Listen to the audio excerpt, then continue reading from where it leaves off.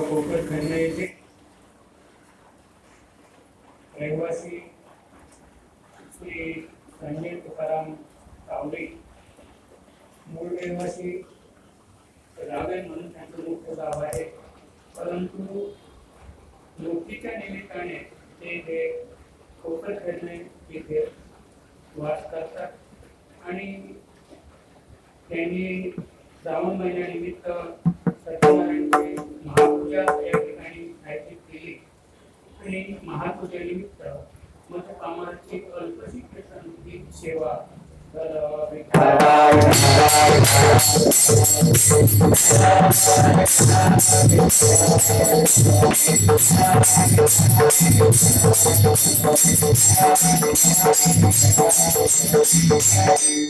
आपल्या सेवेसाठी घेतलेला अभंग शांतीचे सागर पैठणपूर रहिवासी नाथ यांचा 4 चरणाचा सुंदर असा अभंग आहे। प्रस्तुत अभंगातून नाथ राया वासनेवर आघात करताय। वासना म्हणजे काय, आपल्या जीवनात वासनेपासून काय फायदा होईल आणि काय तोटा होईल याचा सुंदर या ठिकाणी ते विचार करताय। आणि म्हणून जेथे जेथे मन जाईल वासना, जेथे जेथे मन जाईल वासना, विरवावी नारायणा हेची देई, वारंवार देई नामाचा आठव, वारंवार देई नामाचा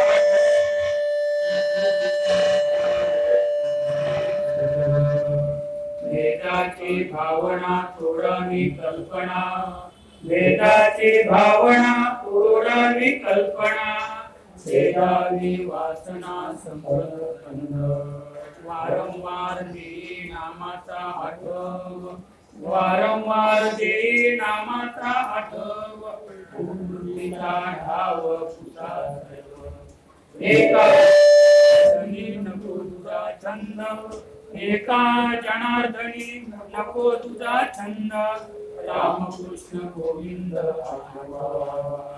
वारंवार देई नामाचा आठव, वारंवार देई नामाचा आठव, मूर्तीचा ठाव पांडुरंग करू भेटमान,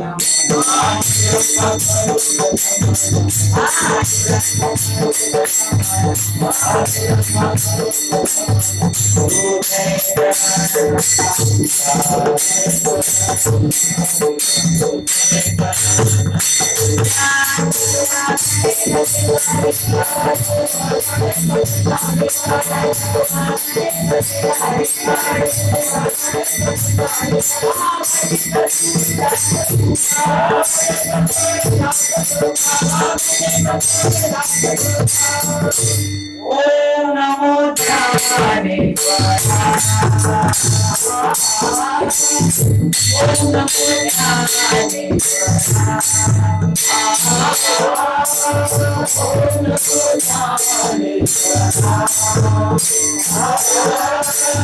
ओम नमो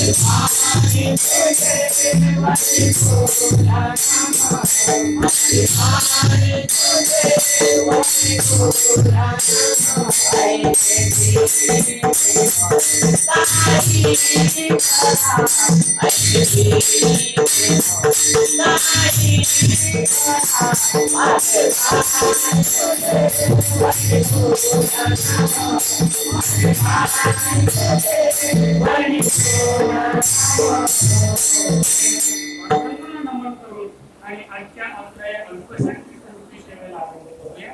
तर प्रथम थोडक्यात सांगायचं म्हणजे कलियुगा माझी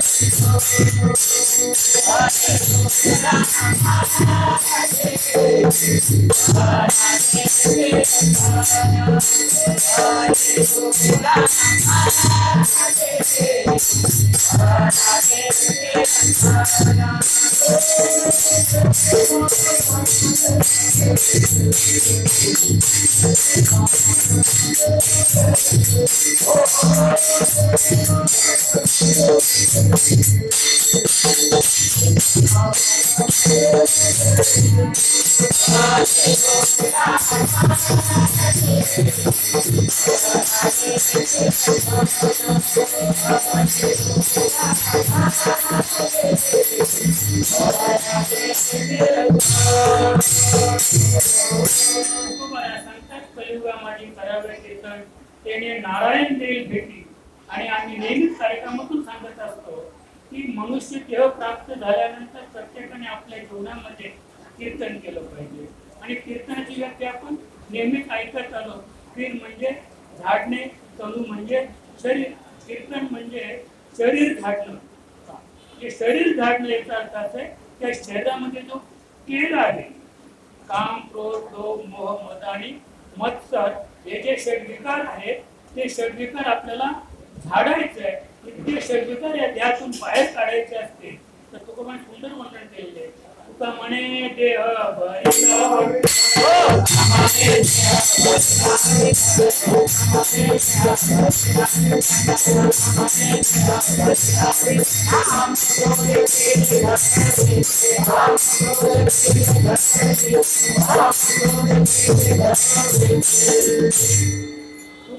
सुंदर आणि उत्तम उपाय सुचलेला आहे. त्यांनी काय केलं आपल्या जीवनामध्ये फक्त हा देह जो आहे तो देह काय केला विठ्ठल रूपाने भरून ठेवला.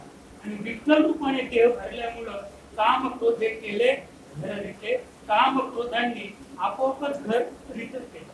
त्यांना सांगावं लागलं नाही की तुम्ही घर खाली करा आणि काम क्रोध हे जे षडविकार आहे त्यांना आपण कितीतरी डोकं फोडून सांगितलं की घर रित करा तरी ते घर रित करणार नाही. मग आपण फक्त एवढंच करायचं विठ्ठल भरायच्या त्यामध्ये. बरं का गोविंद गोविंद मना लागलिया मग गोविंद ते काया भेद नाही देवा दया.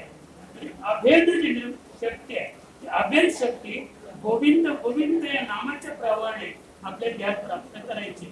अभेद शक्ती निर्माण झाली की हे जे शरीर आहे हे आपोआपच बाजूला. तेव्हा आजचा जो विषय आहे तो आमचे टावरी साहेब तुम्हाला सर्वांचे परिचयाचे आहेत. त्यांनी सत्यनारायणची महापूजा या ठिकाणी आयोजित केलेले. मी नेहमी सांगत असतो की सत्यनारायण त्यांनी करावा की ज्याला सुखाची इच्छा. कारण सत्यनारायण नावाचं जे व्रत आहे ते व्रत कुठलं आहे? स्वर्गातलं व्रत आहे, मृत्यू लोकातलं ते व्रत नाहीये.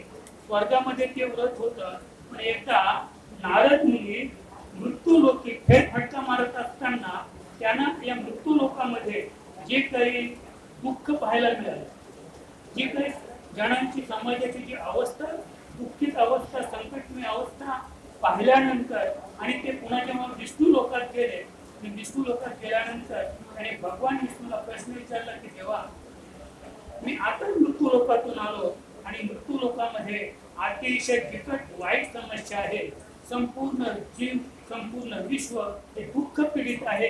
तेव्हा त्यांच्या दुःख निवारण आपल्याला जर करायचं असेल तर आपण आपल्या जीवनामध्ये नेमकं काय केलं पाहिजे, असा प्रश्न विचारल्यानंतर भगवान महाविष्णूंनी नारद मुनींना सांगितलं की नारदजी, स्वर्गामध्ये सत्यनारायण नावाचं व्रत आहे आणि ते व्रत आपण जर मृत्यू लोकी नेलं आणि त्या व्रताचं यथासांग आपण जर पूजन केलं, यथासांग पूजा केली, सत्यनारायणाची सेवा केली, तर निश्चित या विश्वातलं, या मृत्यू लोकातलं दुःख, दारिद्र्य विकल्याशिवाय आनंद नाही.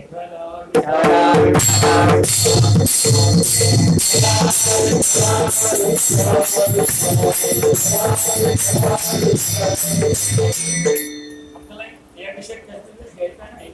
मग थोडक्यात मी सांगू इच्छितो, एक म्हातारा मुलगा आणि तो अतिशय दुःख पीडित होता, म्हणजे एक प्रकारे मजूरच होता, अतिशय परिस्थिती त्याची अगदी बिकट होती. आणि मग त्याला प्रत्यक्ष भगवान नारदाने भेट दिली आणि भेट देऊन सांगितलं की अरे बाबा, तुला तुझं दुःख दारिद्र्य जर घालवायचं असेल तर तू काय कर, स्वर्गलोकातील जे सत्यनारायणची जे पूजेचं व्रत आहे ते व्रत मृत्यू लोकी तू आचरण केलं तर तुझं दुःख दारिद्र्य जाईल सांगतो. आणि म्हणून त्या म्हाताऱ्यानं सत्यनारायणचं व्रत केलं आणि त्या व्रताचा यथासांग ते व्रत केल्यामुळं, ते पूर्णत्वाला गेल्यामुळं त्याच्या जीवनामध्ये सुधारणा झाली, त्याला सुंदर अशा प्रकारे सुखाची प्राप्ती झाली. पुढे सांगतो ते पुढं साधूवाण्याने कशासाठी केलं की त्याने त्यांच्या जीवनामध्ये म्हणजे जे पुत्र संतान पाहिजे ते नव्हतं आणि म्हणून ते म्हातारे बाबाचं ऐकून त्याही सुद्धा सत्यनारायणचं व्रत केलं. व्रत केल्यामुळं मग त्यांना एक मुलगी झाली. डॉक्टर सांगतो मी, मुलगी झाली, मुलीचं लग्न झालं तरी सुद्धा त्यांना आठवण नाही. म्हणजे कोणत्याही देवाकडे आपण मागणी मागितल्यानंतर आपल्याला आठवण पाहिजे की आपण देवाला काय शब्द दिलेला आहे, काय साकडं घातलेलं आहे. तर यांनी साकडं घातलं उभं त्यांनी की आम्हाला मुलगी झाली तर आम्ही सत्य काय करू, सत्यनारायणचं व्रत करू. पण त्यांना विसर पडला. विसर पडल्यामुळं त्याचं लग्न झालं, त्या मुलीचं लग्न झालं तरी त्यांनी काही सत्यनारायणचं व्रत केलं नाही. पुढे जावई आणि सासरा दोघे पैसे मिळवण्यासाठी, धन मिळवण्यासाठी परदेशात गेलेले. परगावात गेले ते आणि परदेशात गेल्यानंतर मग त्या ठिकाणी त्याने भरपूर काही धन मिळवलं होतं, पण त्या देशामध्ये चोरी झाली आणि त्या चोरीमध्ये हे ज्या खोलीमध्ये भाड्याने राहत होते त्या चोरांनी ते धन त्याच खोलीत नेऊन आणि राजाचे दूत गेले, सेवक गेले आणि नेमके सासरे जावई साधू आणि यांना पकडून आणले. त्या ठिकाणी अतिशय त्रास झाला. तर पुढे सत्यनारायण त्याच्या स्वप्नात गेला आणि या दोघांना बंद मुक्त केले. थोडक्यात सांगतो त्याचं कारण सांगतो की इकडे आपल्या भारत देशामध्ये आणि सत्यनारायणचं व्रत चालू असताना की कलावती आणि लीलावतीच्या लक्षात आलं की आपण एकदा व्रत केलं होतं, एकदा आपण देवाला मागणी घातली होती की देवा मला मुलगी झाली तर मी काय करेन, सत्यनारायणचं व्रत करेन. आणि म्हणून त्यांनी काय केलं, इकडे सध्याचं व्रत चालू होतं. त्या ठिकाणी जाऊन देवाचं दर्शन घेतलं आणि मनाने सांगितलं की देवा मी यथासांग एक वेळेला व्रत करीन. आणि तो प्रसाद भक्षण केला. प्रसाद भक्षण केल्याबरोबर सत्यनारायण राजाच्या स्वप्नात गेले आणि राजाने या दोघांना म्हणजे साधू म्हणत जावायला बंदमुक्त केले. मग पुढे सगळ्यांनी पुन्हा विचार केला, पाहूया. म्हणजे पुष्कळ धन मिळवलं, मोठी नौका धनाने भरली. मला काय सांगितलंय, मोठी नौका धनाने भरली. सत्यनारायण महाराज म्हाताऱ्याच्या रूपाने गेले आणि साधू म्हणायला विचारलं, बाबा या नौकेत काय? त्याने सांगितलं पाला पाचवलाय. काय सांगितलं, त्याला वाटलं आपण जर धन सांगितलं तर कदाचित आपल्याकडून काही मागेल तेव्हा आपली लूट होईल. सांगितलं की पाला पाचवलाय. ते कोण आहे? सत्यनारायण महाराज होते. त्याने सांगितलं तथास्तु, जसं तुझं जे मत आहे तेच होईल. आणि लगेच ती नौका काय झाली, जरा वर आली, कारण फार जड होती नौका, ती धनाने भरली. थोडी नौका वर आली, दोघे बसायला गेले, पाहतात असाला पाळत पाहता नाही, हलका आहे. मला एवढंच सांगायचं. आणि मग ते साधूने जावयाने पुन्हा सांगितलं की म्हणे ते म्हातारे बाबा होते, ते कोणीतरी दीर्घ असले पाहिजे. आणि ते तथास्तु म्हटल्याबरोबर पाला पाचूला पुन्हा त्यांनी त्याचं नामस्मरण केलं. पुन्हा ते धन घेऊन ते इथे आलेले आहेत, थोडक्यात सांगू इच्छितो. आणि जेव्हा आपल्या सासूबाईला कळलं की माझे पतिराज आणि जावई पुन्हा आपल्या मायदेशी परतलेले आहेत, नौका किनाऱ्याला लागलेले आहेत सागराच्या, एवढं ऐकलं. एका सत्यनारायणामध्येच होते, एका सत्यनारायणच्या पूजेमध्ये दोघी बसल्या होत्या. तर त्यांना कोणते सांगितलं की तुमच्या पतिराज अगदी नौका घेऊन आणि जावई बाबा कुठे लागलेले, किनाऱ्याला लागलेले, प्रसाद भक्षण न करता, देवाचं दर्शन न घेता, प्रसाद भक्षण न करता ते आनंदाच्या भराच्या दोघी धावत सुटल्या. आणि समुद्राच्या किनाऱ्यावर आल्या तर जावई नाही आणि तिचा पती नाही आणि नौका सुद्धा नाही. मग पुन्हा परत आहे. आल्यानंतर त्यांनी सगळ्यांचं दर्शन घेतलं, प्रसाद भक्षण केला. पुन्हा गेल्या तर नौका होती, जावई भाऊ होते आणि तिचे पती सुद्धा होते, मुलावर होते. असं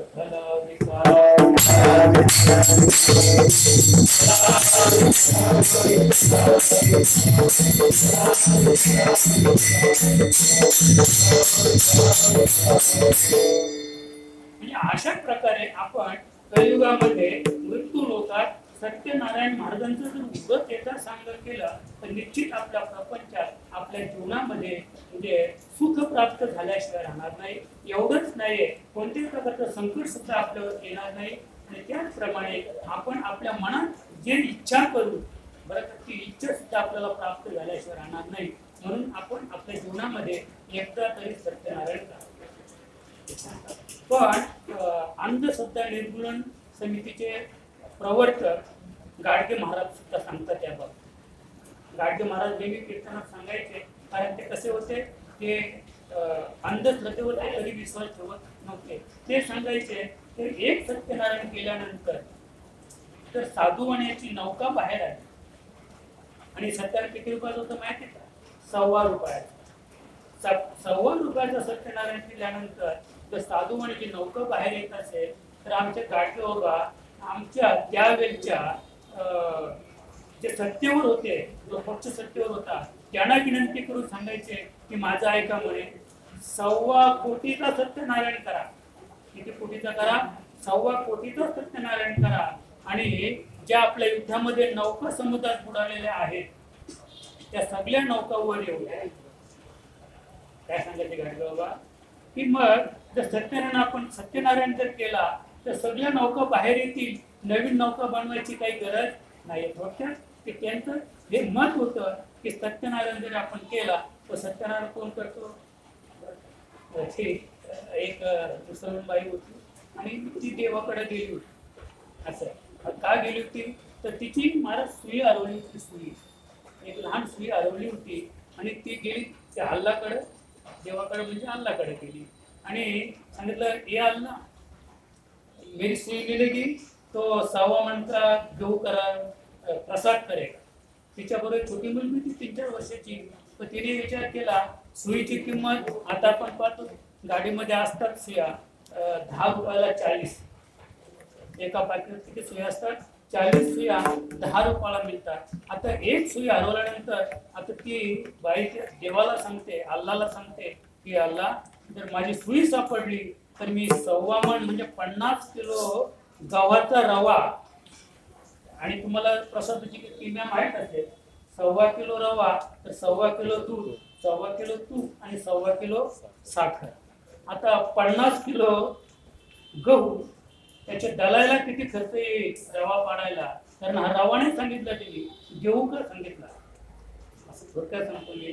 50 किलो गव्हाचा रवा करून 50 किलो साखर, 50 किलो तूप आणि 50 लिटर दूध, म्हणजे एवढं भांडवल जमा करायचं म्हटल्यानंतर ती मुलगी म्हणते, मामा आप क्या बोल रही है? अब क्या बोल रहा है, सव्वा मन गेहूं का प्रसाद इसकी आपल्या मुलात चूक बैठ, अरे मैं अल्लाह को फसाता हूँ, काय सांगितलं, मैं अल्लाह को फसातो हूँ, म्हणजे माझी एवढी इच्छा आहे की आपण अल्लाला इथे साकडं घालूया, अल्लाला मोहात पाडूया आणि आपली सोयी सापडली की आपण अल्लासाठी प्रसाद करणार नाही. हा गमत आहे महाराज. एक माणूस असं अतिशय पीडित होता आणि पीडित असल्यामुळं त्याने देवाकडं आणि मागणी मागितली.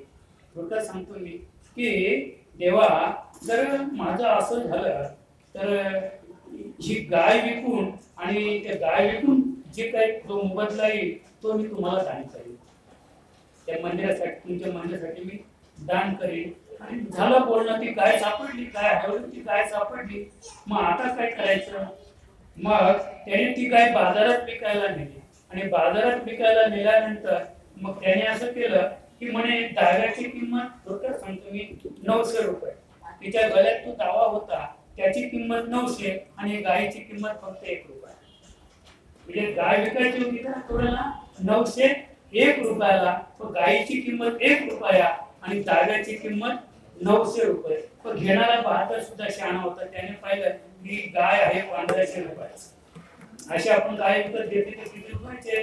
1500 रुपयाचे. मग 900 रुपयाला दावा घ्यायला काय हरकत? काय केलं त्याने? 900 रुपयाला दावा विकत घेतला आणि 1 रुपयाला गाय विकत घेतली.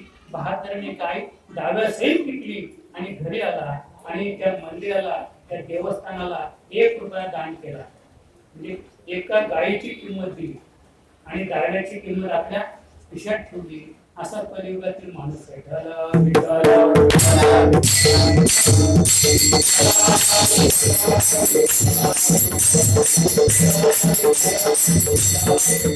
म्हणून आपल्या सेवेसाठी जो घेतलेला अभंग आहे, या अभंगातून नाथराया देवाकडे मागणी मागताय. पण नाथरायांच्या गात्यात मागणीपर प्रकरण नाही, मागणीपर प्रकरण नाथरायांच्या गात्यात नाही. पण या अभंगाच्या माध्यमातून नाथराया देवाकडे मागणी मागतात की देवा, तुला द्यायचीच इच्छा असेल तर एवढं दे. काय दे? जेथे जेथे मन जाईल वासना, ज्या ज्या ठिकाणी माझं मन जाईल, माझी वासना जाईल, फिरवावी नारायणा याची दे. काय सांगितलं की एवढं कर, फक्त ती फिरव. वासना, मी नेहमी सांगतो की माया मारता येत नाही, वासना मारता येत नाही. माया आहे म्हणून जग आहे, त्या जगात अधिष्ठान माया आहे आणि मायेचं जे शेवटचं म्हणजे फळ आहे ती वासना. मला नेहमी सांगायचे की मन नावाचा एक वृक्ष आहे, मन नावाच्या वृक्षाला जे फळ येईल त्या फळाचंच नाव आहे वासना. अन्यथा म्हणजे मन आणि वासना काही वेगळी नाही, त्या वृक्षाचं ते फळ आहे आणि ते फळ, वासना रूपी फळ, त्या वृक्षाची अभेद आहे, एकरूप आहे. म्हणजे वासना ही मनाची कशी आहे? एकरूप आहे, भेदरूप नाही.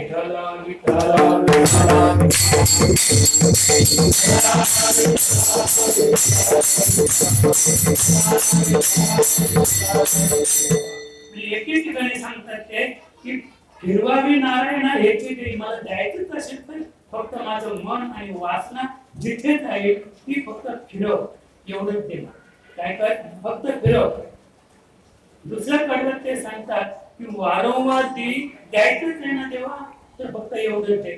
नामाचा आठवण दे आणि कुबुद्धीचा ठाव कसा सर्व. म्हणजे कुबुद्धी जी आहे ती तिचं ठाव तिला नामशेष करून टाकायचं आणि नामाचा आठवण मला द्या. त्याच्या पुढे सांगतात की भेदाची भावना, तोडावी कल्पना आणि छेदावी वासना समूळ कंद. वासनेचा जो कंद आहे, म्हणजे वासना मारता येत नाही, वासनेचा कंद तोडायचा, वासनेचं मूळ तोडायचं की ते आपोआप कसं का याकडे पुढे पाहायचंय. कारण मी वासना मारायची नाही, माया मारायची नाही, मायेचं कंद शोधायचं, मायेचं मूळ शोधायचंय. मायेचं मूळ मारता येईल, वासनेचा कंद शोधून मारता येईल, तो वासना मारता येणार नाही. एका जनार्दनी नको तुझा छंद आणि रामकृष्ण गोविंद नाथराय सांगतात की हे देवा मला दुसरा कोणताही छंद नको, मला दुसरी कोणतीही आवड नको, मला कोणाची काही संबंध नको, फक्त रामकृष्ण गोविंद आठवावा माझ्या जीवनात, फक्त रामकृष्ण गोविंद या नामाची आठवण राहू दे, आठवण करून दे, एवढीच माझी इच्छा आहे.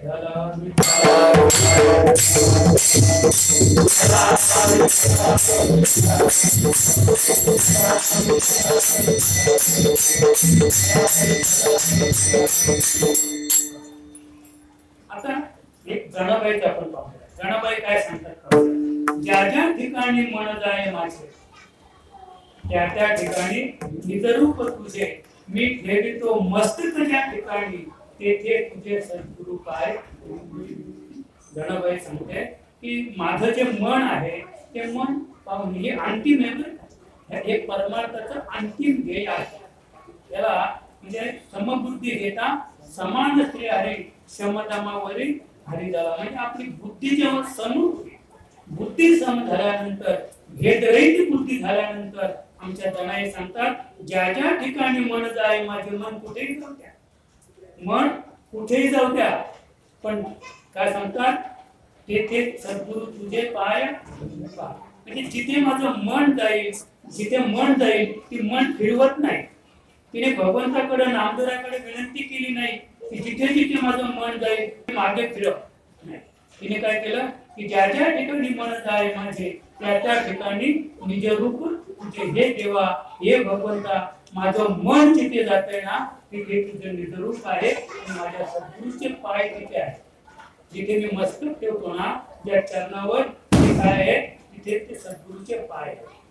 त्याचे पुढे सांगतो, मन मन जाय तो जाणे तो, कबीर महाराजांचं मत. आता जनाबाईचं मत असं की जिथे मन जाईल तिथे तुझं निजरूप आहे, ही समभावना. आता आमचे कबीर महाराज म्हणाला सांगतात, मन जाय तो जाणे तो, मत जाणे तो.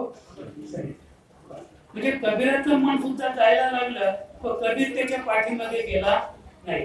कबीराने आपलं शरीर देह उचलला नाही. त्याने सांगितलं की मना तुला जायचं असेल तर जा. आता मी त्याचं म्हणजे दृष्टांत सांगत नाही, जायचं असेल तर जा, पण माझं शरीर काही येणार नाही. आता ते मन गेलेलं आहे, पण मन गेलं पण ते मागे फिरून पाहिलं. कन्या सासूरशी जाई मागे फिरवली. म्हणजे कन्या ही सासरी जाते, पण सासरी जाईपर्यंत तिचं लक्ष कुठे? माहेरकडे.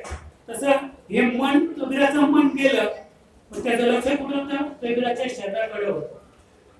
जोपर्यंत शरीर उठून चालायला लागत नाही, काय सांगितलंय, ते त्याच्याकडे पाहिलं आणि ते फिरून आलं.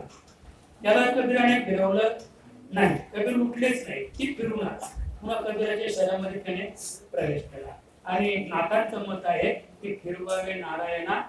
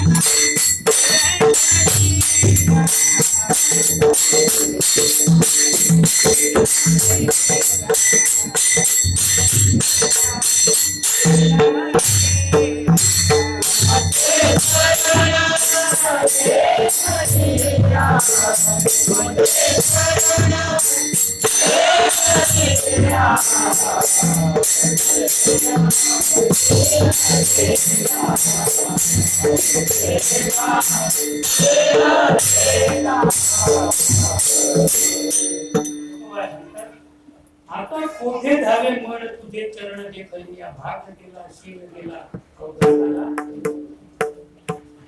कौतुकाने सांगतो महाराज, तुला माझा विचार तुम्ही दिंडीला जाता म्हणे आम्ही सातच्या प्रत्येक बस जातो.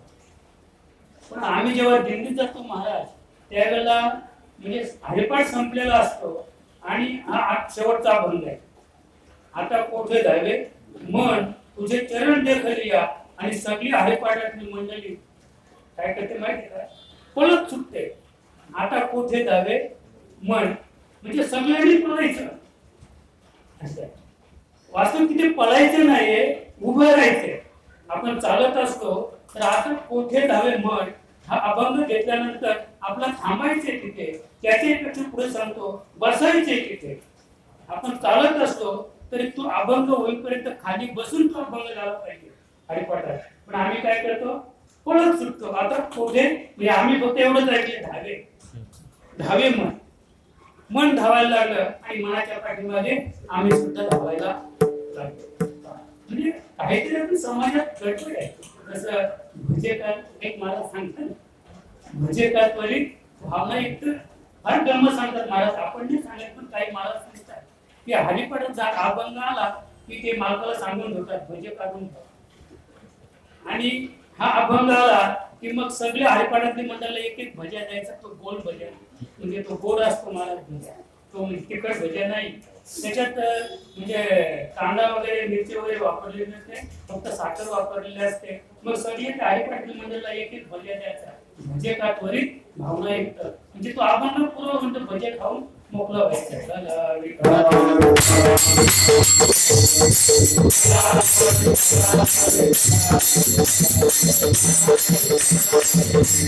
तुम्हाला सांगताय मन इंद्रियांचा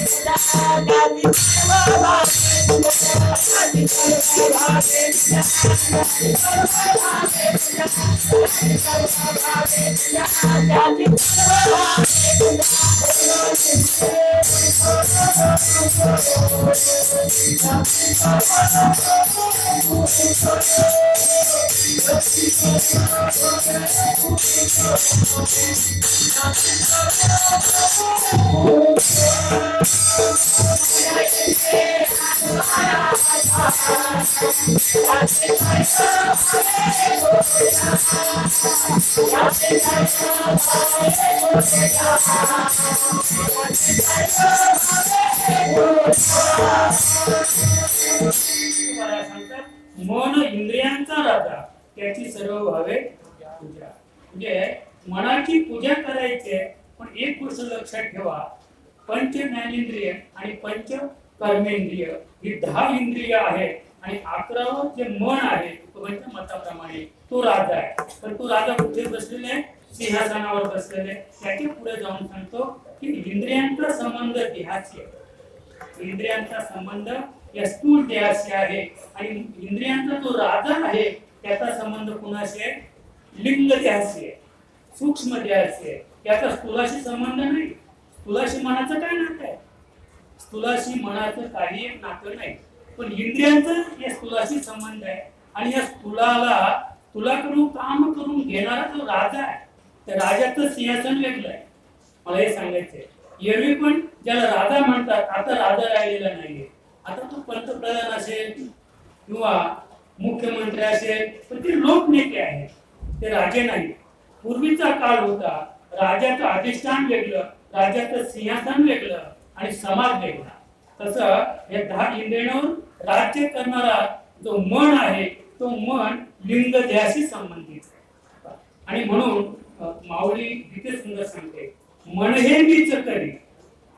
त्याच्या पुढे म्हणजे भगवंत अर्जुनाला सांगतात, भगवंत अर्जुनाला सांगतात की मन हे मीच करी, माझ्या भजनी प्रेम धरी आणि सर्वत्र नमस्कारी मज एक असे. आणि जेव्हा हे मन आपलं जे मन आहे ते मीच झालं, मीच म्हणजे काय, भगवत स्वरूप झालं. मन हे भगवत स्वरूप करायचे आपल्याला. मग मन हे मीच करी, माझ्या भजनी प्रेम धरी. भगवंताचं भजन करायचं आपल्याला, पण कसं करायचंय, मन हे मीच करी म्हणजे भगवत स्वरूप मन करून मग भगवंताचं भजन करायचंय. कारण तत्व कसं आहे, शिवाशी यावे शिवाची होऊन. भगवान शिवाचं ध्यान करायचं असेल तर आपल्या शिवपदाला पोहोचलं पाहिजे. आणि म्हणून मग मन हे मीच करी, माझ्या भजनी प्रेम धरी, सर्वत्र नमस्कारी मध्ये कसे. परमार्थाचं हे अंतिम टोक आहे.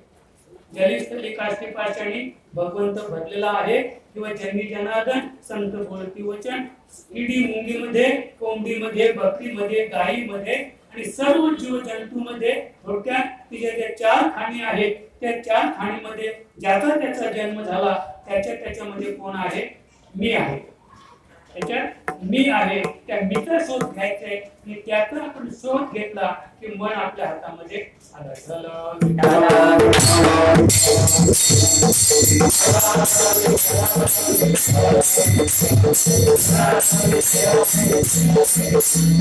नाथ असे का म्हणतात त्याचं कारण गीतेमध्ये सांगितलं सुंदर होत बरं का की यया मनाचे एक निके जे देखिले बोटीची ठाया सोके म्हणून अनुभव सुखाची कौतुके दाजीत जायचे म्हणजे एरवी रहाटवल्या थोडे त्रैलोक्य मनाने ठरवलं आता सुद्धा आमच्या मनाने ठरवलं तर आम्ही ध्यानाने कोपर खेळत आहोत तरी आमच्या मनाने कुठे आहोत घरी बसलेले आहोत कशा किंवा त्याला उद्या दिल्लीला जायचंय तो ध्यान इथे ते मुंबई पण तो आताच दिल्लीला पोहोचलेला आहे हे कशामुळे पोहोचलेला तो तर मनाने पोचण्यासाठी एरवी रहाटवया थोडे त्रैलोक्य या म्हणजे इतकं मन चंचल आहे आणि या चंचल मनाला जर थाऱ्यावर आणायचं असेल तर मन चंचल हाती घेई गुरुचे सद्गुरु वाचून सापडे ना सोय धरा घेते पाय आधी तर चंचल मनाला जर आकलन करायचं असेल तर गुरुचं बळ आपल्या हातामध्ये पाहिजे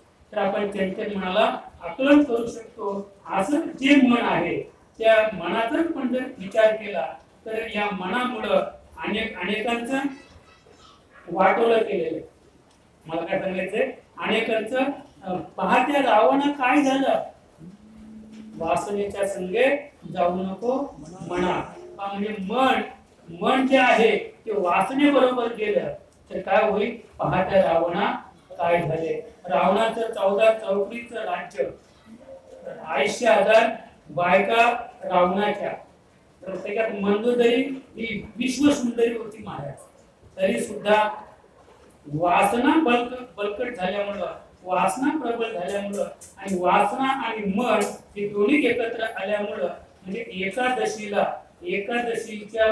एकादशीला अमावस्या आली मला काय सांगायचंय एकादशीला जर अमावस्या आली तर त्यांचा जो पाहुणचार आहे तसे वासना आणि मन हे जर एकत्र झाले तसे एकत्र नाही मी मागास सांगितलं की मन हे मूळ आहे आणि वासना हे फळ आहे फळ आणि मूळ कधी एकत्र येतील का फळ आणि मूळ एकत्र येणार नाही म्हणून नाथ अभंगाच्या पहिल्या चरणात जेते जेते मन जाईना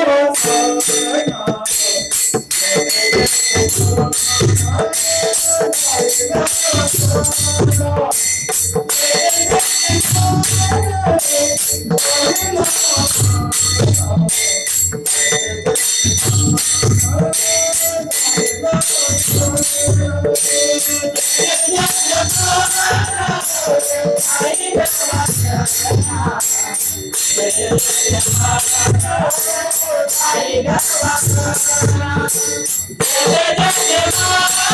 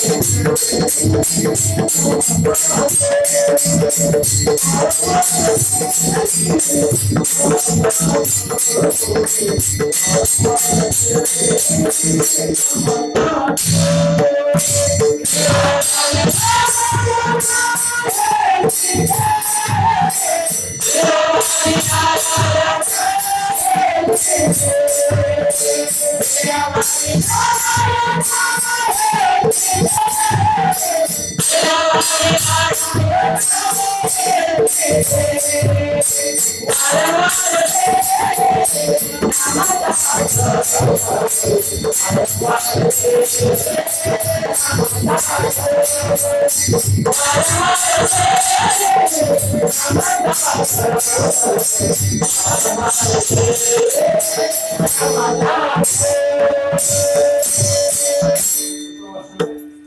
करी हेची काम आणि मुखी मनाला हेच काम लावायचं. कोणतं काम? त्याने राम राम रात्रंदिवस म्हणत राहावं म्हणाले. आणि मन राम राम म्हणत राहिलं की त्याची जी वासना आहे ती समूळ नष्ट झाल्याशिवाय राहणार नाही. थोडक्यात एक दृष्टांत सांगतो आणि आपण आपल्या मार्गाने जायचे. असे 4 दोस्त आणि ते एकत्र आले.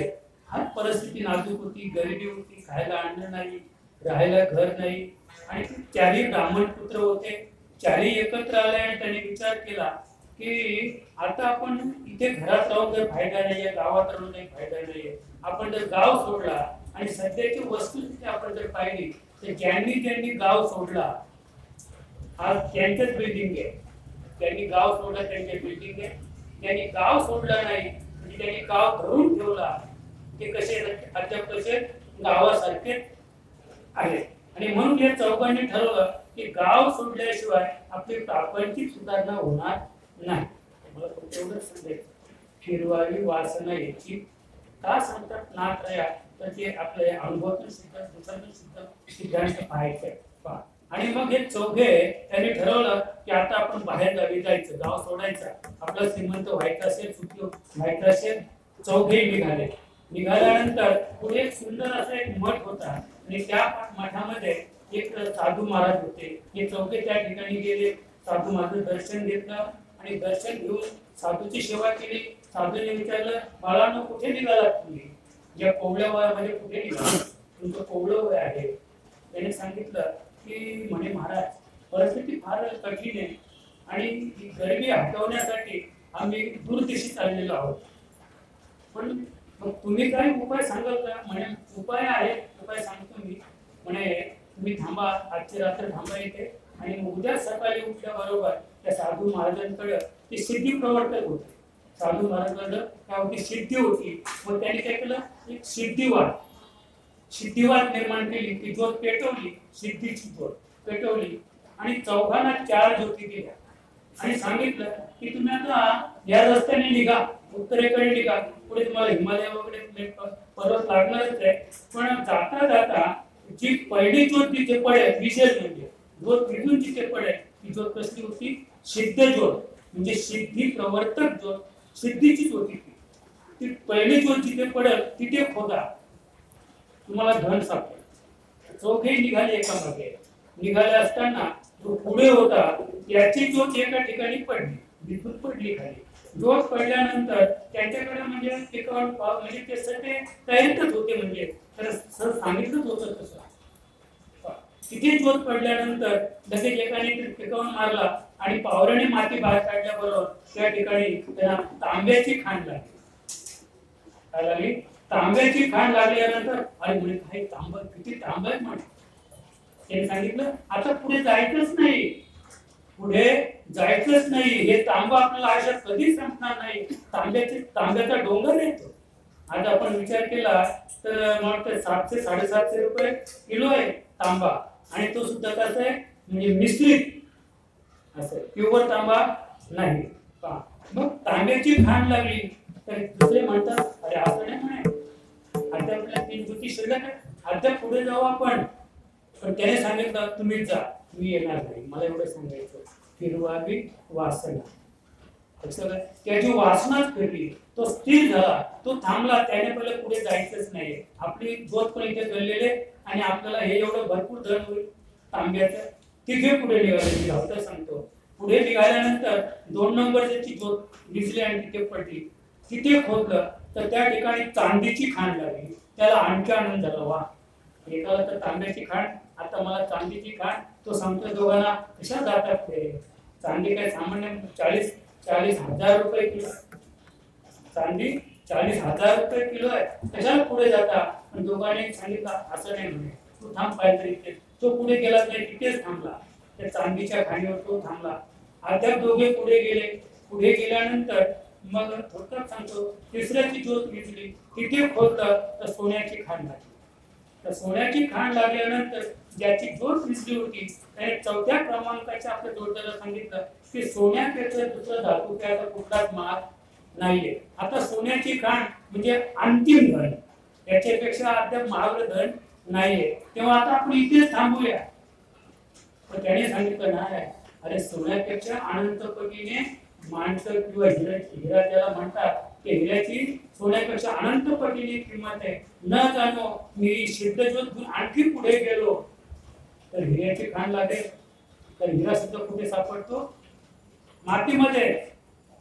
हिरा मातीतच सापडतो. आणि म्हणून हा सोन्याच्या खाणीवर 3 नंबरचा थांबला आणि 4 नंबरचा अध्याप पुढे गेला. पुढे गेल्यानंतर एक सुंदर अशा प्रकारे सपाट प्रदेश लागला आणि सपाट प्रदेशातून तो फिरत असताना आणखी पुढे गेला. पुढे एक दरी लागली, दरीच्या पलीकडे गेला. तो चालतच राहिला आणि चालता चालता तो अतिशय थकला.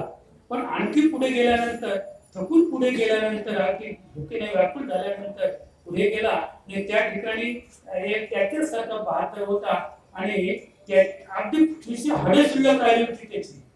त्या व्यक्तीची हाडं शिल्लक राहिली होती आणि त्याच्या डोक्यावर सतत चक्र फिरत होतं. त्याच्या डोक्यावर काय फिरत होतं? चक्र फिरत होतं. हा तिथे गेला. त्याने पाहिलं, अरे हा इथे नुसती हाडं आहे आणि हा काय या ठिकाणी त्याच्या डोक्यावर चक्र का फिरतंय? हा सिद्ध ज्योत तिथे घेऊन गेला. त्या ज्योतीत त्याने ती ज्योत दाखवली. म्हणजे माझ्याकडे सिद्ध ज्योत आहे आणि तू असं का फिरून राहिलाय? मग त्याने सांगितलं, काय सांगायचं म्हणे, तुझ्यासारखा ही ज्योत घेऊन मी आलो होतो. असे आम्ही 14 जण होतो. आमची ती गरज मागेच थांबले आणि मी इथपर्यंत आलो. मला वाटतं काहीतरी अजून मोठं काही घबाड गेलंय म्हणून मी इथपर्यंत आलो आणि इथे माझी ज्योत विझली आणि मग तेव्हा माझ्या डोक्यावर हे चक्र फिरून राहिलेले. मी हा विचारतो की साधारणतः किती दिवस झाले तुला या ठिकाणी? तर म्हणे मला साधारण आठवतंय की त्रेतायुगात जसं राम राजा होता. आणि ही गोष्ट कुठले आताची 200 वर्षाची थोडक्यात सांगायचं म्हणजे की त्रेतायुगात दशरथाचा पुत्र राम जेव्हा राजा होता अयोध्येचा, त्यावेळेला मला आठवतंय की तेव्हा मी सिद्धज्योत घेऊन इथे आलेलो आहे. मग म्हणे आता काय नाही म्हणे, आता तुझी ज्योत विझेल. लगेच त्याची ज्योत विझली आणि ते सुदर्शन चक्र हे याच्या मस्तकावर आलं आणि तो मुक्त झाला. म्हणे मग आता मी कधी मुक्त होईल? म्हणे आता असा दुसरा कोणी सिद्धज्योत घेऊन येईल तेव्हा तो मुक्त होईल. म्हणजे आता त्या स्थितीमध्ये अतिशय दुःख भोगून राहिलेलं आहे. म्हणून आता सांगतात की जेथे जेथे मन जाईल वासना. म्हणजे मन जरी गेलं तर मन आणि वासना या दोन जोपर्यंत एकत्र येऊन कार्य करत नाही. नुसतं मन गेलं तरी चालणार नाही. नुसती वासना फिरली, काय म्हणतात, वासना फिरली, फक्त फिरली. काहींची वासना फिरते. मला काय सांगायचं, तर वासनेला आकार नाही, मनाला आकार नाही. या दोन्ही गोष्टी काल्पनिक आहे. मनही काल्पनिक आणि वासना सुद्धा काल्पनिक. तो काल्पनिक आहेत तरी या देहाची ते काय करतात? नागवण करतात. या देहाचे नागवण करतात. दोन्ही काल्पनिक आहे आणि याला दुःख भोगायला लावतात. असं माया याचा अर्थच आहे नाही. माया केला म्हण माया म्हणजे जे अस्तित्वात नाही ती माया, पण संपूर्ण जगाला रडवते, नसून सुद्धा रडवते, तिला माया म्हणतात. आणि म्हणून नारद सांगतात की अशा पद्धतीने आपण जर मन आणि वासना याच्यावर आरूढ झालो तर राम राज्यामध्ये ज्याच्या मस्तकावर ते चक्र फिरून राहिलं, नुसती हाडं शिल्लक राहिली, मी अशी ज्याची अवस्था तशी आपली अवस्था होऊ नये म्हणून सांगतात फिरवावी नारायणा निश्चित. काय सांगतात की तेव्हा माझे मन आणि वासना जे आहे ती फक्त जिथे जिथे जाईल. म्हणजे आता मला एवढं सांगायचंय की तेच नाथ महाराज सांगतात वासने के बाई होई हरिरूप. मला एवढं सांगायचंय की जेव्हा वासना आणि मन हे वाईट मार्गाला जाईल तेव्हा नाथ सांगतात की फिरवावी वासना. असे म्हणते का आता वासना माझी हरिरूप झाली तेव्हा ती वासना फिरव हेच दे मला नाही. म्हणजे जेव्हा आम्ही वाईट मार्गाने जातो, वाईट विचाराने जातो, वाईट कर्तव्य अकर्म करतो आणि त्या दृष्टीने नाथराय सांगतात की माझी वासना आणि मन तिथे जाऊन देऊ नको, कारण रावणाची अतिशय फजिती झालेली आहे. रावणाची नागवण झाली, कुलाचा क्षय झाला, लंका जळली, सगळं काही झालं आणि रावणाला सुद्धा मारावं लागलं. त्याच्यामुळं वासनेच्या संगेत जाऊ नको. पहा त्या रावणा काय झाले, बरं रावणाचं होऊ द्या. पण इंद्रा पडली, जो स्वर्गाचा अधिपती 33 कोटी देवांचा राजा इंद्रा पडली भगे, चंद्र झाला काळा, नारद चुकला चाळा भजनाचा. लक्षात का? ही मोठी नागवण आहे. रावणाची नागवण विशेष नाही. रावणाची जी नागवण आहे तो एक जीव, बद्ध जीव होता, एक अज्ञान जीव होता.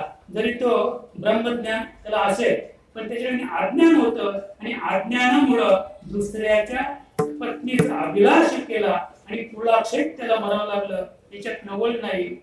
पण इंद्रा पडली बघ, ज्याच्याकडे रंभा अप्सरा मेनका आहेत, त्यात एवढंच नाही तर त्याची कायमस्वरूपी परमनंट इंद्राणी असताना सुद्धा त्या इंद्राने काय केलं, अहिल्या देवीचा अभिलाष केला. गौतम ऋषीचं रूप घेऊन त्या ठिकाणी आले. मी कथा सांगत नाही. फार मोठी नागवण झाली. नागवण झाल्यामुळं आमचे गौतम ऋषी आले स्थानावरून, आईला हाक मारली. तेवढा इंद्राला समजलं. इंद्र परितुराईला ताटी खाली. ते त्यावेळेचे दरवाजे महाराज, जुने दरवाजे आपले पुरांच्या घरांचे दरवाजे, त्याला फट असायची. तो दरवाजा, त्या दरवाजा पाठी तो लपून राहिला होता. आमचे गौतम ऋषी जेव्हा आतमध्ये आले तसं तो त्या फटीतून बाहेर पडला, पण त्याने पाठीमागे चावून लागली. पाहिलं तर इंद्र पळत होता, पण त्याने मोराचं रूप घेतलं होतं. इंद्राने काय केलं होतं, मोराचं रूप घेतलं होतं. त्याने शाप दिला, जा तुला भगे पडतील. आणि म्हणून सध्या मोर जो कॅक कॅक कॅक करतो, ते काय करतो ना, त्याच्यावर जे डोळे आहेत ते डोळे म्हणजे डोळे नाही, ते काय आहे, भग आहे. शाप दिला, आता तुला काय होईल, भगे पडतील आणि तुला आजपासून स्त्री संग घडणार नाही. म्हणून तो रडतो, नाचतो. नाचतो म्हणजे नाचत नाही, तो भगवान शंकर काय करतो, तांडव नृत्य म्हणजे आनंदाने नाचतो. का आम्ही हरिपाठात नाचतो, पण दुःखाने की आनंदाने की क्रोधाने, आम्ही आनंदाने नाचतो. पण भगवान शंकर तेव्हा नाचायचे जेव्हा क्रोध उफाळून उठायचा. जेव्हा ते नाचायला, तांडव नृत्य करायला लागले की संपूर्ण पृथ्वी डळमळीत व्हायची. कोणताच देव समोर येणार नाही. त्याला माहित आहे तांडव नृत्य चाललं म्हणजे जाळून बसलं पाहिजे. त्याच न्यायाने आणि मोराला शाप दिला आणि मोराला शाप दिल्यामुळे मोर आता दुःखाने नाचतो. मोर नाचतो, पण कसा नाचतो, दुःखाने नाचतो. आणि दुःखाने नाचायला लागला की त्याच्या डोळ्यातून अश्रू बाहेर येतात. आणि लांडोर म्हणजे त्याची जी पत्नी आहे, ती पत्नी ती अश्रू खाते, दुःखाश्रू, आणि ते अश्रू सेवन करून तिला गर्भधारणा होते मोरणीला. म्हणजे मोराला किंवा मोरणीला म्हणजे त्या प्रजातीला स्त्री संग नाही. म्हणजे इथे चुकी कोणी केली, चुकी इंद्राने केली आणि भोग कुणाला आला, मोर नावाच्या जातीला. म्हणजे लक्षात घ्या, जेणे काम बीजा करे सो, अशा अवस्था. पुढे सांगतो चंद्राच्या बाबतीत, चंद्राला जी म्हणजे चंद्र काळा झाला तर त्याचा दोष नाहीये. मी कौतुकाने सांगतो, भावाच्या आमच्या सुंदर वर्णन की जेव्हा आमच्या हनुमंतराय सीता शुद्धीसाठी गेले, सीतेचा शोध लागला, सीता शोधली, दोघांचं संभाषण झालं आणि सीतामाई सांगते, प्रभू मला प्रभू रामाची भेट केव्हा होईल. म्हणे माते, तुझी इच्छा असेल एका क्षणात मी राम भेटवीन. चला माझ्या पाठीवर बसा, एका क्षणात तुम्हाला मी सुवेचल पर्वतावर नेऊन आणि रामाची भेट करून देईन. पण सीतामाई प्रश्न विचारते, तेव्हा तुम्ही लंकेत जेव्हा आलात प्रभू रामाचा निरोप काय. म्हणे सीता शुद्धी करू नये, म्हणजे फक्त सीतेचा शोध घेऊन ये, सीता घेऊन येऊ म्हणजे असा निरोप नाहीये. मग तिने तिथे वर्म सांगितलेलं आहे. म्हणे असं भावनावश होऊन चंद्राने गुरुपत्नी आपल्या खांद्यावर घेऊन वाहिली, पण समाजाने खालून पाहिलं आणि बोंब मारली की चंद्राने गुरुची पत्नी पळवून गेली. समाजापुढे कोणाचं चालत नाही. तो डाग चंद्राला लागला. मला काय सांगायचंय, प्रभू रामाने सुद्धा तेच केलं समाजासाठी. अरे ज्या सीतामाईनं म्हणजे अग्नीने दिव्य दिलं की सीता ही पवित्र आहे, सीता ही त्रिकाला बाधित पवित्र आहे, अग्नीने साक्षी देऊन सुद्धा प्रभू रामाने तिला काय केला, त्याग केला. कुणासाठी? समाजासाठी. एवढं सांगतो, समाजासाठी. त्याच्या पुढे आपण गेलो तर फार अवस्था कठीण आहे की तिन्ही काळाचं गमन करणारा नारद मुनी एकदा भगवान श्रीकृष्णाकडे द्वारकेला गेला असताना त्याला हे माहित होतं की देवाच्या 16,108 बायका आहेत. देवाच्या किती बायका आहेत? 16,108. आपला विषय काय? वासना. इथे संपू आपण. 16,108 बायका आहेत. सहज कल्पना केली, काय किती संबंध त्याचे माझे, पण देवाला माहितीच नाही का की मला बायको नाही म्हणून, मला पत्नी नाही म्हणून, मी संसारी नाही म्हणून. कधी देवाला वाटलं का? कधी देवाने विचारलं का, अरे नारदा 16,108 मला एखादी घेऊन जा तुला? एवढी फक्त वासनाने कल्पना केली. फक्त कल्पना करायला काय लागतंय बरं का? फक्त कल्पना केली आणि कल्पना केल्याबरोबर देवाने सांगितलं, नारदजी आता जाओ, स्नान सत्या करके आओ. गेले ते सागरात बुडी मारली आणि जसे बाहेर आले मोठे मोठे स्तन तयार झाले. पुढे पाहिलं तर लिंग गेलं, योनी तयार झाली, चांगले केस वाढले आणि आरशात पाहिलं तर ते काय होतं? स्त्रीचं रूप होतं. नुसतं स्त्रीचं रूप नव्हतं, पुढे ते गरोदर झाले. गरोदर नारदजी गरोदर राहिले. म्हणजे लक्षात का? मी स्वतः ते अर्ध नारी नटेश्वर. त्याच्या पुढे सांगतो प्रकृती आणि पुरुष. स्वतः ते प्रकृती पुरुषाने नटले, स्वतः स्वतःचा भोग घेतला. आता आम्ही भोग घेतो पण आमचा भेदाचा भोग आहे. स्त्री मी स्त्री आहे का? किंवा स्त्री पुरुष आहे का? नाही. मी पुरुष आहे आणि स्त्री ही स्त्री आहे. हा जो आपल्या अंतःकरणाचा जो भेद आहे त्या भेदामुळे आम्ही स्त्री भोगतो. नारदाची तशी अवस्था नव्हती. नारद स्त्री होता आणि नारद पुरुषही होता आणि म्हणून 360 पोरं झाली नारदाला. एकदाच प्रसूत झाला. एकाच वेळेला किती मुलं झाली? आता आम्ही पाहतो काही म्हणजे ते बाहेर का असतंय, नवाकाला किंवा वार्ताकला खरं असतंय की खोटं असतंय मला माहित नाही, पण काही बायांना 4 मुलं होतात एकाच वेळेला. पण तरी अद्याप म्हणजे महाराज अद्याप नारदाचा रेकॉर्ड कोणी तोडलेला आणि कितीतरी कलियुग कितीतरी पलट्टे झाला तरी नारदाचा रेकॉर्ड कोणीच तोडणार नाही. त्याला एकाच वेळेला 360 पोरं झाली आणि 360 पोरांचं संगोपन करता करता स्वतःच्या अंगावर मळ चढला. स्नान करायला वेळ नाही, नामस्मरण करायला वेळ नाही. त्रिकालामध्ये गमन करणे विष्णू नाही, नारद स्वर्गामध्ये इंद्र नाही आणि ब्रह्मदेव नाही, भगवान शंकर नाही. 360 पोरांचं संगोपन करता करता हैराण झाला. आणि एक दिवशी देवाकडे गेला. म्हणजे देवा काय सांगायचं म्हणे, काही सांगू नको म्हणे, जा. पुन्हा जाऊन त्याला बुडी मारली. 360 पोरं गेली आणि नारद पुन्हा नारदच झाला.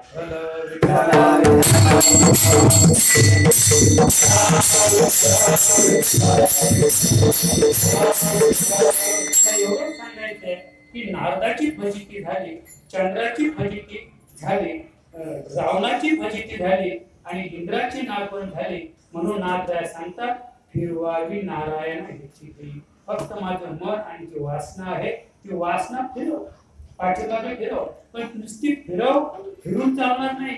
आणि संत वासना आणि मन फिरवीत नाही.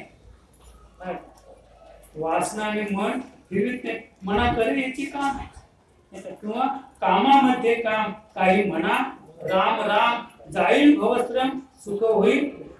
त्याच्या पुढे काम नाही, काम नाही झालो पाहिजे रिकामा. म्हणजे काम कुणाला आहे? काम मनाला आहे.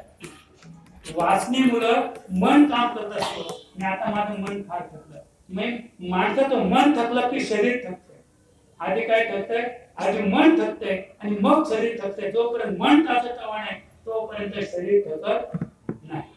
आणि म्हणून तुकोबाराया सांगतात कामामध्ये काम काही म्हणा जाईल भवश्रम सुख होईल.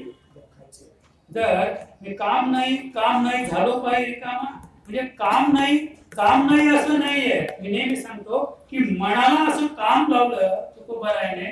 मनाला काम लावल्यामुळं ती जीवेनं सोडी आयशी अवस्था तुकोबारायांची झाली. आणि मग तो कसा काम नाही. आपलं वाटलं काम नाही म्हणजे काय, कसं काय नाही म्हणे, कसं काय सुखी. मग आता काय काम नाही, काही काम नाही.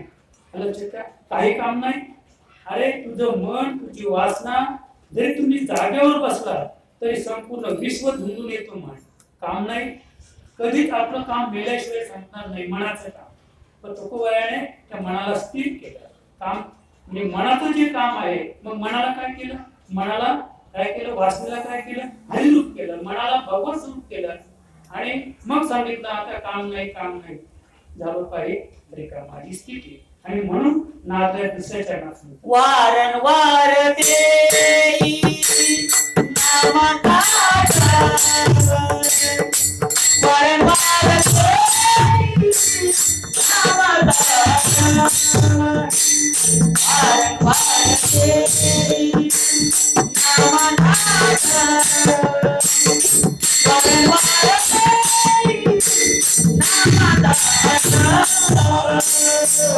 वारंवार देई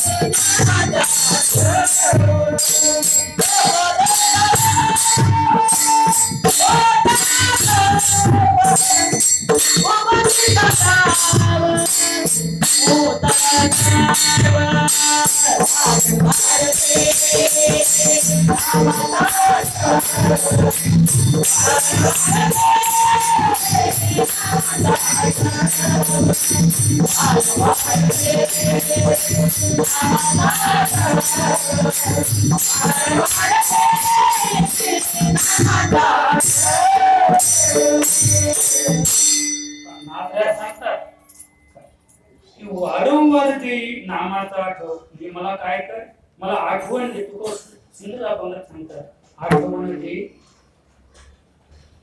अनुरंगा किंवा माझी सांगा कापून. म्हणजे तुकोबा सुद्धा विनंती करतात की मला आठवण दे देवा, ही माझी किव पांडुरंगाकडे, मी किव भागतो की देवा मला आठवण दे. त्याचप्रमाणे नाथ सांगतात की मला काय कर, वारंवार दे नामाचं आठवण. मला आठवण दे नामाची, नामाची आठवण द्यावी लागते. नामस्मरण करायला हाकारून सांगे, नाम घेता राहू. बरं किती लोकांनी नाव घेतलं, किती लोक नाम घेतात, कुणीच नाही. का तर तुकोबांचं कोणी ऐकलंच नाही, म्हणून तुकोबांनी घरदार सोडलं. आणि वृक्ष वल्ल्याम्मा सोयरे वनचरे पक्षी सुस्वरे आढळले. तुकोबाराया ज्या ठिकाणी जाऊन त्याने अधिष्ठान मांडलं, जिथे नामाची आठवण केली, त्या ठिकाणचे वृक्ष वल्ली पक्षी वनचरे सगळी नामस्मरण करत होती. सगळी काय करत होती, त्यांना त्या नामाचा छंद लागला होता. वृक्षांना, वेलींना, दगडांना, ज्या दगडावरती बसले होते त्या शिलेवर, ती शिला पण राम राम म्हणत होती, विठ्ठल विठ्ठल म्हणत होती. अशी अवस्था होती तुकोबाराया. आणि म्हणून नाथ सांगतात वारंवार देई नामाचा आठव. हे देवा द्यायचंच असेल मला तर फक्त काय कर, मला नामाची आठवण दे. थोडक्यात या संसार बंधनात अडकल्यामुळं मला सगळी आठवण आहे. काही माणसं म्हणतात मी आयुष्यभर विसरलो नाही काही मागच्या आठवणी, पण जिथे महात्म्याने सांगितलं अरे नाम घ्या, नाम घ्या, पण आम्ही नाम घेतो का, मग तो विसर आहे आम्हाला. मला काय सांगायचंय, आम्हाला नामाचा विसर आहे. नाथांना जीवनातून सांगायचंय की मला प्रपंचाच्या अडचणीतून मला नामाचा विसर पडलेला आहे. तेव्हा देवा तुम्हाला द्यायचंच असेल तर मला फक्त काय कर, नामाचीच आठवण दे. नुसती आठवण नको, तर पूर्तीचा ठाव असा सर्व असा ते करा जेथे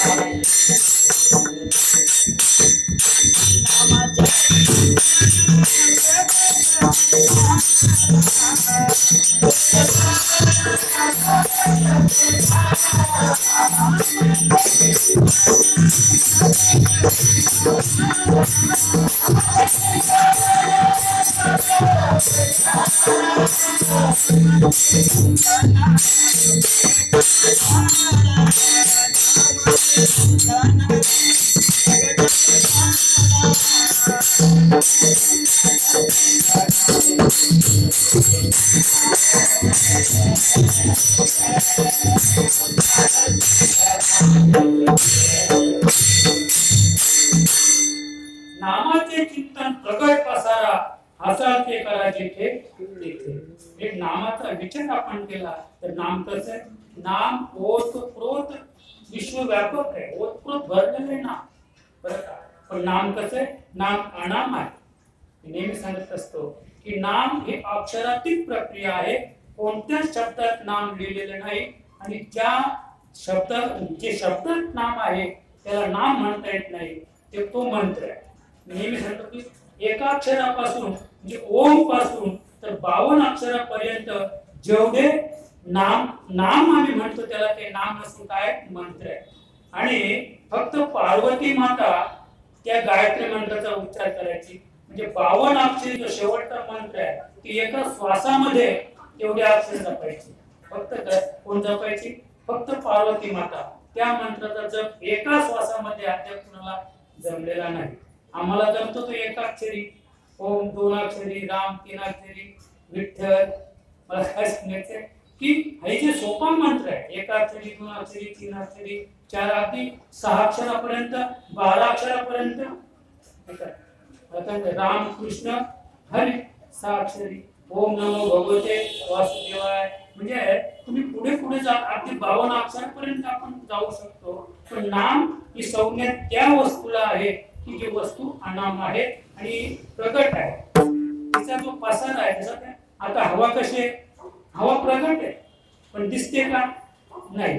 बरं आकाराला आहे का? नाही. तसं म्हणजे आकाराशी कैसा ठाव, म्हणजे नाम हे आकारामध्ये नाहीये, त्याला ठाव नाहीये आणि त्या नामापर्यंत आपल्याला पोचायचं आहे. आणि नाथराय सांगतात की त्या नामाची मला आठवण दे. जे नाम कसं आहे? जे अव्यक्त आहे, निराकार आहे, अनाम आहे, अजात आहे, कुठेच लिहिलेलं नाही. आम्ही नेहमी सांगतो की 4 वेद 6 शास्त्र 18 पुराण जरी धुंडाळली तरी सुद्धा त्याच्यात कोणीही मला दाखवा की इथे नाम लिहिलेलं आहे. म्हणजे नाम हे कुठल्या शास्त्रात, वेदात, गीतेत, ज्ञानेश्वरीत, भागवतात, दासबोधात कोणताही ग्रंथ शोधा आणि मला दाखवा की इथे नाम लिहिलेलं आहे. नाम कुठेच लिहिलेलं नाही. त्याचा शोध घ्यायचा. नुसता शोध नाही तर सद्गुरूला शरण जाऊन त्याचा विचार करायचे. विचाराने नाम प्राप्त होईल. असं जे नाम आहे, नाथराय सांगतात की वारंवार ती नामाचा आठवण. नाथराय देवाला विनंती करतात की हे देवा, मला फक्त नामाची आठवण दे.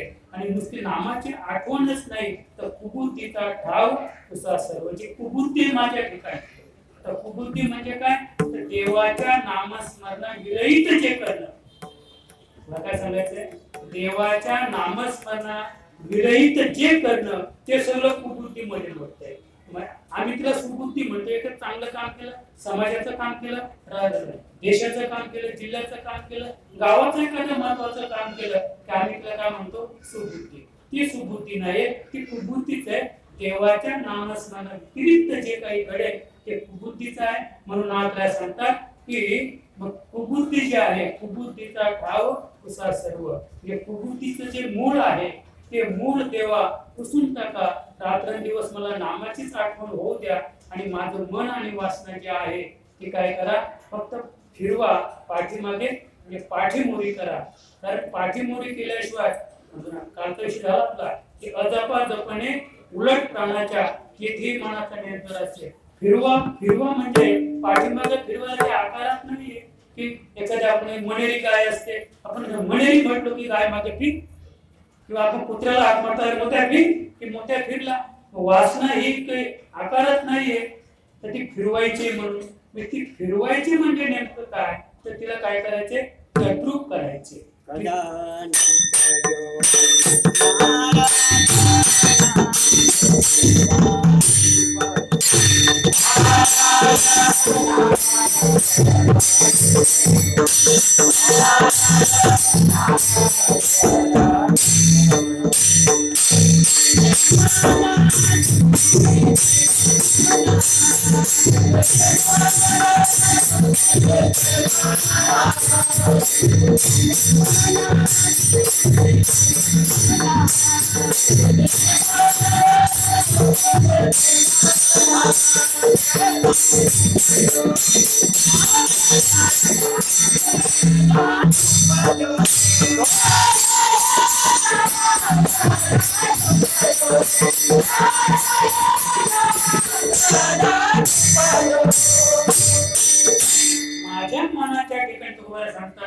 की दुर्बुद्धी ते म्हणा कदा नुपजो नारायणा. माझ्या मनाला दुर्बुद्धी कधीच स्पर्श करून देऊ नको देवा, एवढंच कर.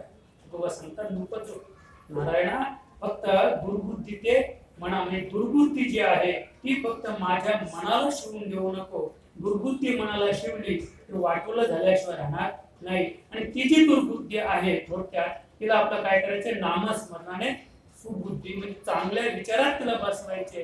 आणि चांगल्या विचारात बसवण्यासाठी दुर्बुद्धीचा ठाव पुसा सर्व, म्हणजे स्वतःला पुसता येत नाही. थोडक्यात नाथराजा ते सांगतात, देवाला विनंती करतात की दुर्बुद्धीचं जे मूळ आहे देवा ते तुम्ही पुसून टाका, म्हणजे काय होईल, मला नामाची आठवण रात्र दिवस येईल.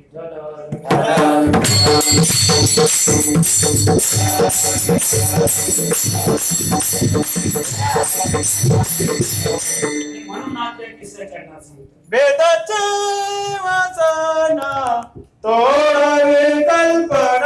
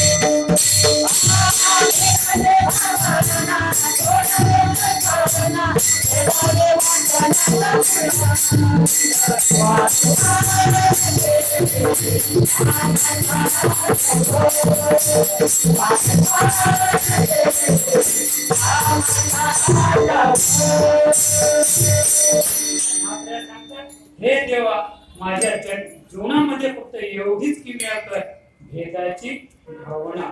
माझ्या ठिकाणी जो भेदात्मक भाव आहे, हा शिव आहे, तो ब्रह्म आहे, तो हर आहे, हा राम आहे, हा कृष्ण आहे, आणि अनादी काळापासून हे चाललेलं आहे.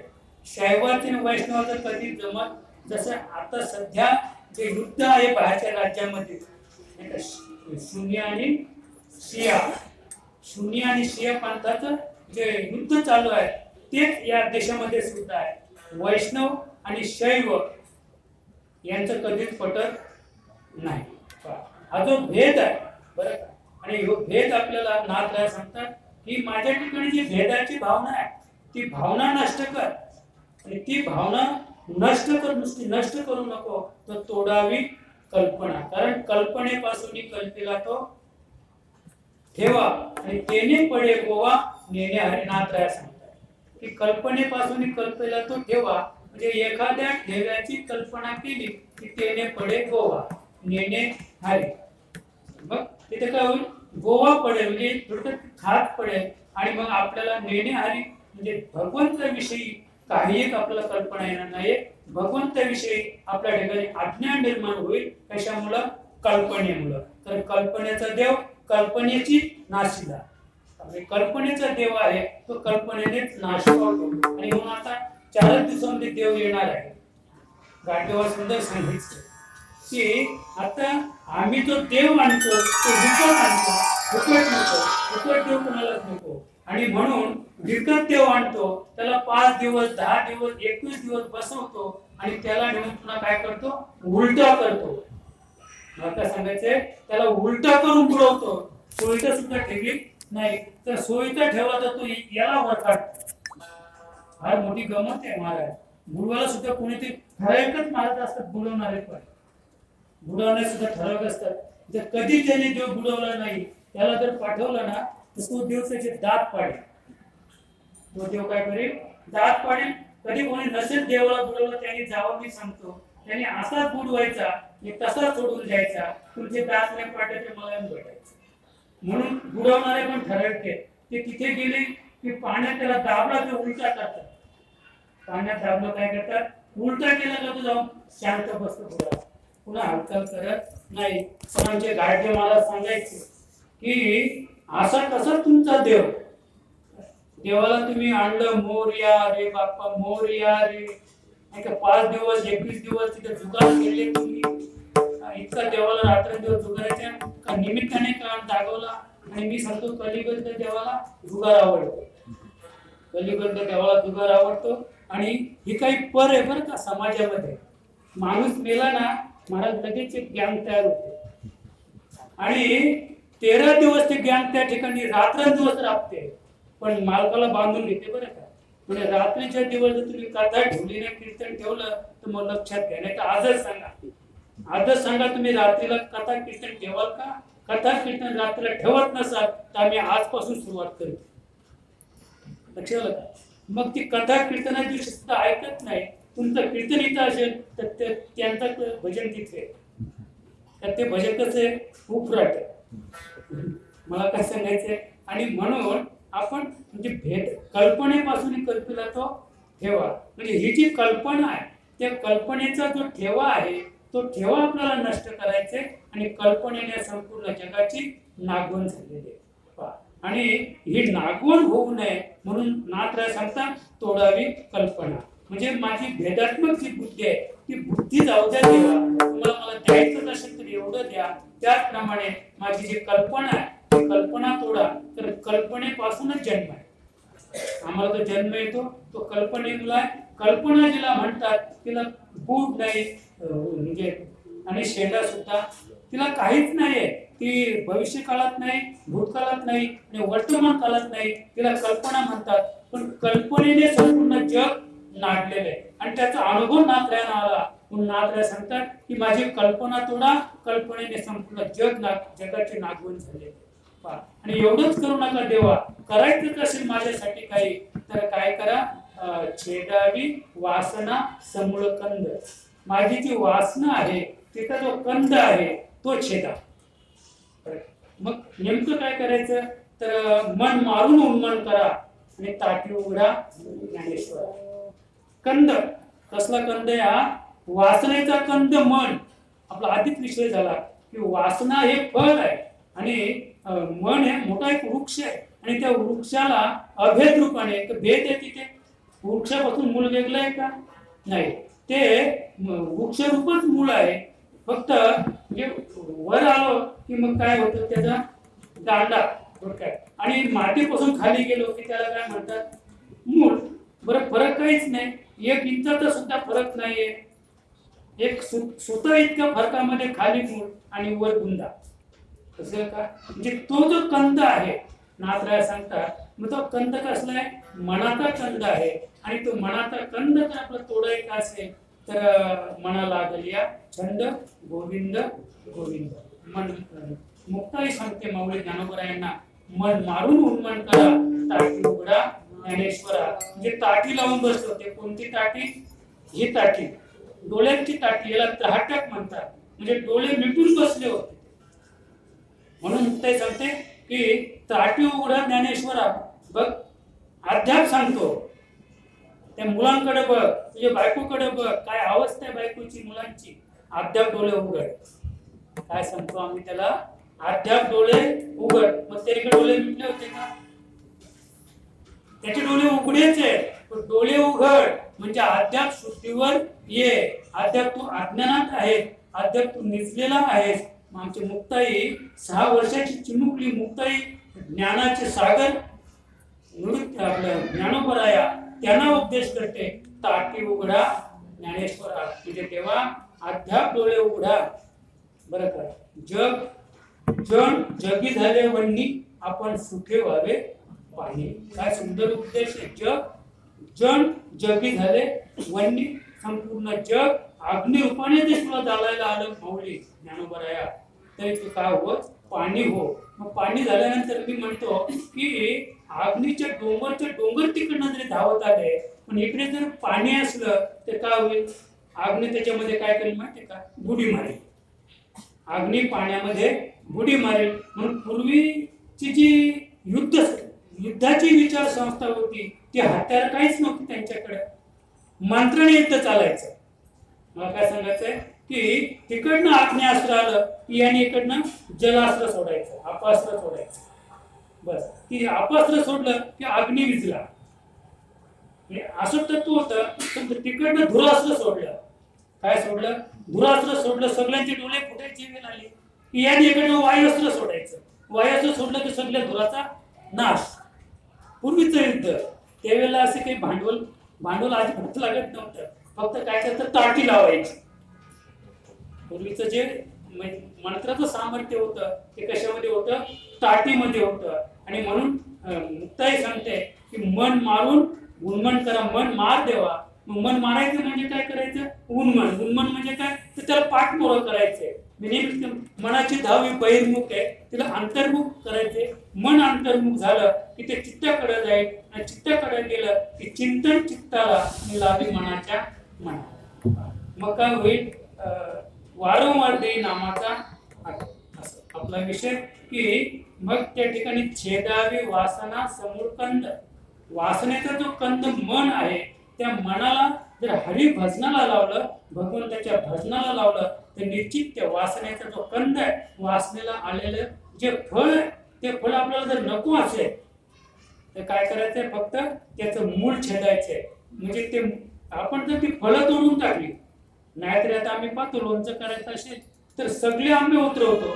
मग सगळे आंबे उतरवले म्हणजे संपला का विषय? नाही, पुढल्या वर्षी त्याच्यापेक्षा जास्त आंबे त्याला लागतात. पण आपल्याला लोणचंच करायचं नाही, आपल्याला आंबा नकोच आहे तर त्याचं फक्त मूळ कापायचं. त्याचं मूळ कापायचं, आंब्याला स्पर्श करायचा नाही, आंबा आपोआप करपून जाईल. आणि म्हणून नाथराय सांगतात की आपलं छेदावी वासना समूळ कंद. समूळ शब्द काय वापरलेला आहे? नुसता कंद नाही, समूळ म्हणजे मुळासहित. आता आपण पाहतो पेपरला येत आहे की मरेपर्यंत फाशी. कारण कायदा बदललेला आहे. म्हणजे एखाद्या बहादरला फाशी दिली तर तो फासावर लटकल्यानंतर मरेलच असं नाही, काही माणसं उतरावी लागली. कारण विशिष्ट काळ असतो, त्या कालावधीमध्ये त्या आरोपीला फाशी दिल्यानंतर जर तो मेला नाही तर त्याला जिवंत उतरावं लागते. आणि मेलेला माणूस उतरवला तरी तिथे डॉक्टर असतो. डॉक्टर चेक करतो मेलाय की नाही. मग नसेल मेला तर पुन्हा फासावर चढवायचा.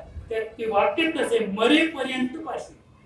कदाचित उतरवला आणि त्याची नाडी चालू असली तर डॉक्टर सांगतात की हा अजून मेलेला नाही, पुन्हा चढवायचा, मरेपर्यंत फाशी. छेदावी वासना समूळ कंद. त्याचा कंद छेदायचंय पण समूळ मुळासहित त्याला छेदायचंय. मुळासहित छेदला की मग ती जी वासना आहे, ते जे मन आहे ते काय करेल? वारंवार देई नामाचा आठव. ते त्याला आठवण द्यायची गरज नाहीये, ते मनच आता काय करेल? नामस्मरणाचं काम करेल. म्हणून एकदा आपण भजन करूया. विठोबा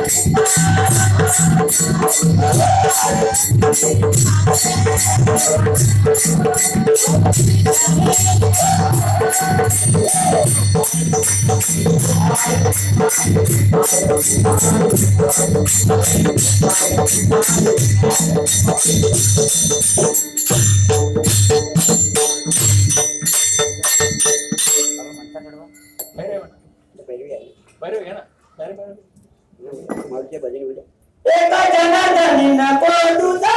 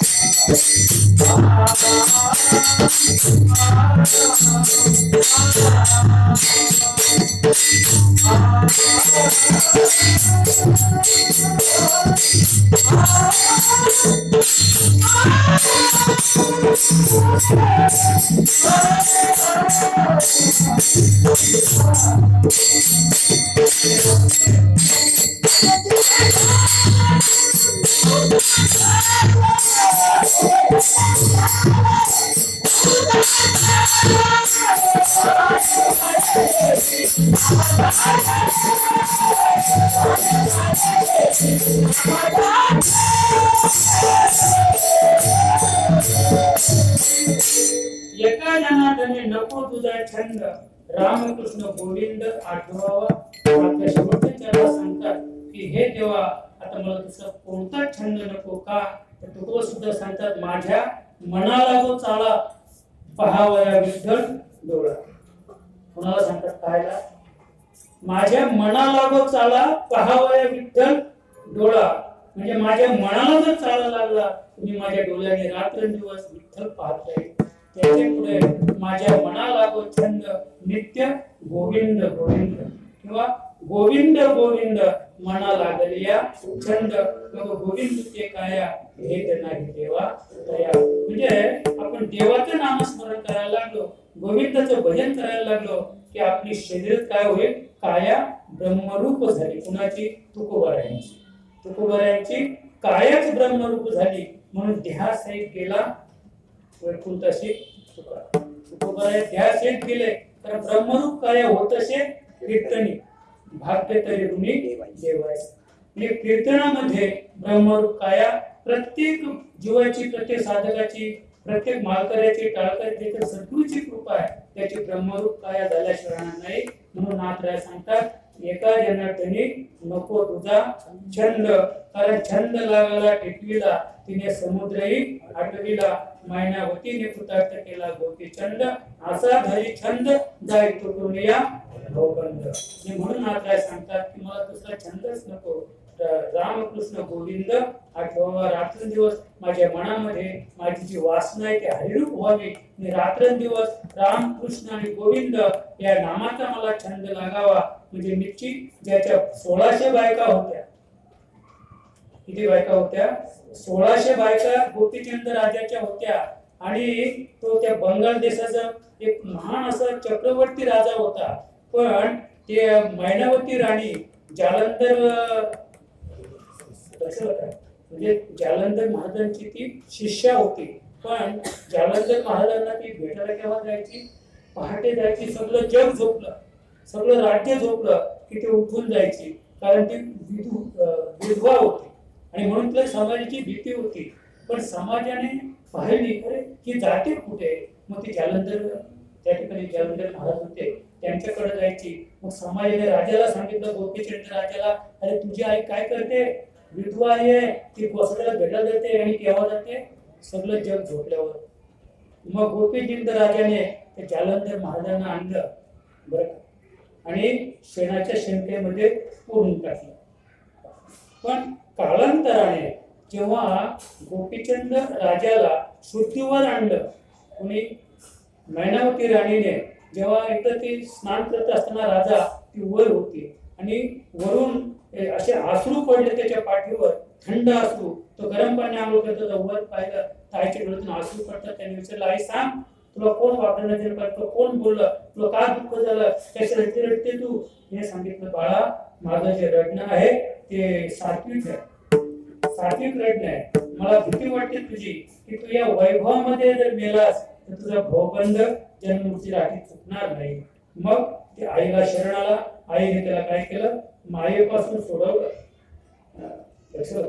गोपीचंदे गुरुच्या बोला आणि राज्य सोडून गोसावी झाला. त्यांनी राज्य सोडलं तो गोपीचंद गोसावी झाला.